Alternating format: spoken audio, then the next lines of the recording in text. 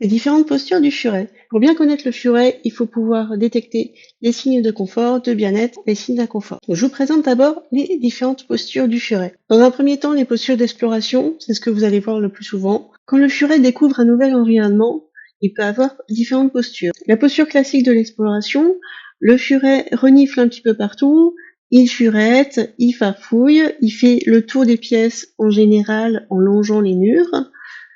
Et puis, ça le rassure assez rapidement, il va se mettre à jouer.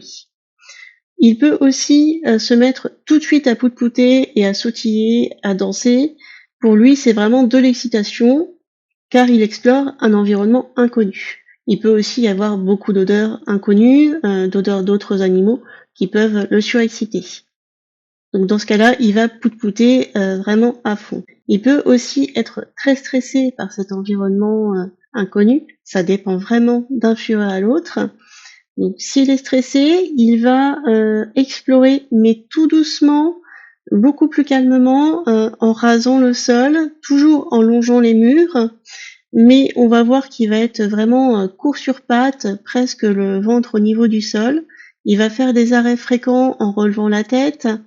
C'est vraiment un furet qui est inquiet, qui ne se sent pas en sécurité, mais ça peut durer quelques secondes, quelques minutes, et puis il va se détendre et très certainement se remettre à jouer.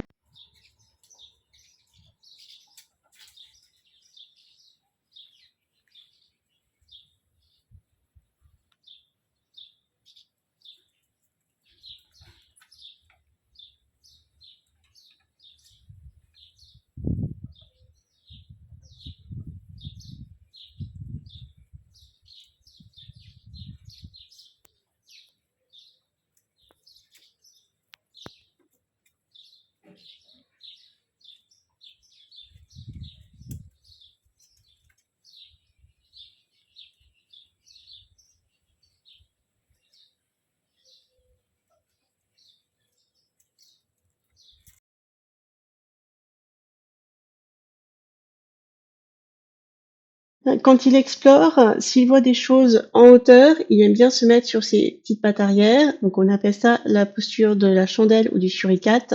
Certains le font d'eux-mêmes, dès tout petit. C'est vraiment une posture d'observation. C'est également une posture qui peut être apprise avec des friandises, comme si on lui apprenait un tour.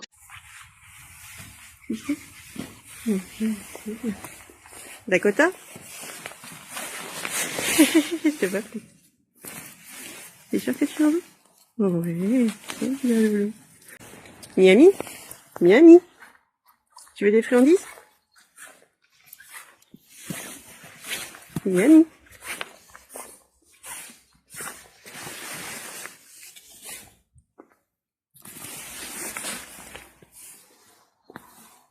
Oui, c'est bien. Le furet a le réflexe de se mettre en chandelle quand il y a des friandises en hauteur ou si vous posez des courses sur la table, un objet en hauteur. Quand le furet joue et il est excité, en général, il court, il sautille un petit peu dans tous les sens. Il peut avoir la gueule grande ouverte. C'est pas un signe d'attaque, c'est vraiment qu'il est content et qu'il joue. Il peut bien sûr faire la ferret dance. Donc la ferret dance, il sautille dans tous les sens avec le dos un petit peu arqué. Il est excité, il est vraiment content et il joue. Il peut également faire des marches arrière ou en crabe. C'est très mignon à voir. Certains le font très régulièrement, mais c'est pas systématique chez le furet. Donc c'est vraiment une posture de jeu, d'excitation. Alors oui, concernant la queue agitée chez le furet, c'est pas du tout un signe d'agacement. J'ai vu ça dans de nombreux livres. Non, non, le furet qui agite sa queue, c'est simplement un signe de jeu et souvent d'excitation quand il est caché dans un tunnel ou sous un meuble. Il regarde comme s'il regardait une proie en fait. Donc ça peut être avec un autre copain qui est caché dans un tunnel ou sous un meuble, ou ça peut être vos pieds, par exemple. Donc faites bien attention, c'est juste un signe de jeu, d'excitation, c'est pas du tout un signe d'agacement. Quand il se repose, le furet est soit complètement allongé, aplati, avec les pattes avant bien allongées et la tête entre les pattes, vraiment en mode crêpe, ou alors il est roulé en boule sur lui-même. Donc roulé en boule, il peut avoir sa queue vraiment sur la tête, au niveau du museau. Il est vraiment roulé en boule sur lui-même.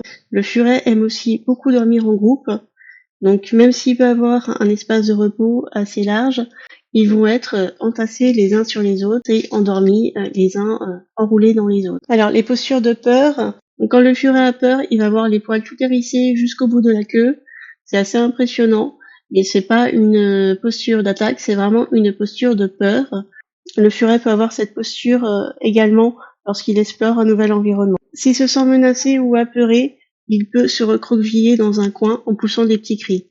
Donc là, c'est vraiment qu'il est terrifié et qu'il faut le rassurer, lui parler pour le rassurer et supprimer ce qui le perturbe.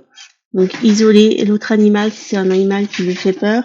Avec un peu de friandise, vous arriverez à l'apaiser tranquillement. Ah, donc évidemment, faites attention aux signes de mal-être, notamment le furet qui est allongé sur le sol. Donc en général, c'est une posture de repos, de confort, comme on vient de le voir. Mais si ça dure, ça dépend évidemment du contexte, mais un furet qui sort de sa cage, qui est censé jouer, et qui va tout le temps s'allonger, c'est souvent un signe d'ennui ou de douleur Donc ça peut être un mal de ventre, des nausées, qui nécessitent évidemment une consultation vétérinaire. Un furet qui ne joue pas, qui n'explore pas, c'est qu'il a mal quelque part. Donc je vous laisse regarder et télécharger la fiche avec les signes de mal-être sur la formation. Donc la fiche montre les différents faciès du furet avec les signes de douleur plus ou moins importantes. C'est très important à savoir, ça vous permet justement de faire la différence entre un furet qui dort, qui est apaisé, et un furet qui peut avoir des douleurs. Donc n'hésitez pas à recommander une consultation vétérinaire. Évidemment, chaque furet est différent. Certains furets vont pout-pouter pour un rien et vont se mettre à faire la ferret dance dès le réveil, mais ce n'est pas le cas de tous les furets. Certains furets sont beaucoup plus calmes et vont jouer, explorer, mais sans forcément l'exprimer. Donc ce n'est pas qu'ils sont malheureux, ce n'est pas un signe de mal-être, c'est vraiment dans leur nature. Concernant le bâillement, il y a aussi énormément d'erreurs à ce sujet-là. Un furet qui bâille, c'est simplement qu'il se détend. Donc ce n'est pas une posture d'attaque, ce n'est pas une posture de soumission. Malheureusement, on entend encore beaucoup de conseils coercitifs lorsqu'un furet mord. Un furet mordeur, on ne le prend pas par la peau du cou en attendant qu'il bâille. Le furet qui bâille quand on le prend par la peau du cou, c'est un réflexe de la mâchoire. Simplement pour résumer, c'est la mâchoire qui se détend, donc il bâille. Certains furets vont bâiller plus rapidement que d'autres. C'est un réflexe tout à fait normal. Donc ce n'est pas un signe de soumission. Ce n'est pas parce que le furet bâille qu'il est soumis, qu'il ne va plus mordre. Non, un furet qui mord, on verra ça un petit peu plus tard dans une autre leçon, il y a d'autres méthodes. Mais on ne le prend pas par la peau du cou, on ne le suspend pas.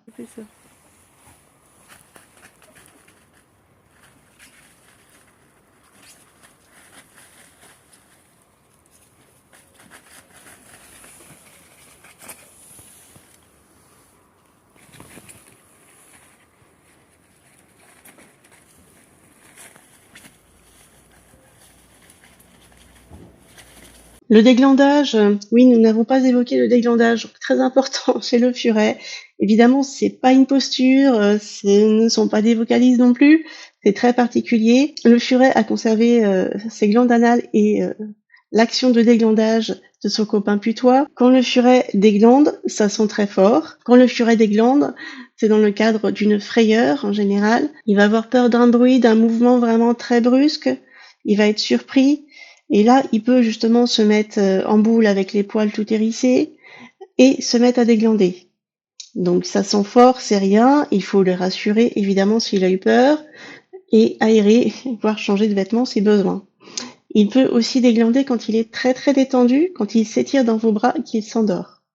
Tous les furets ne le font pas heureusement, mais certains furets le font assez régulièrement. Donc voilà, c'est un petit inconfort pour nous, mais pas pour le furet qui lui est vraiment en plein repos. Voilà, donc j'espère que vous aurez appris quelque chose sur le furet et ses différentes postures. Donc nous revenons dans une prochaine leçon pour les vocalises.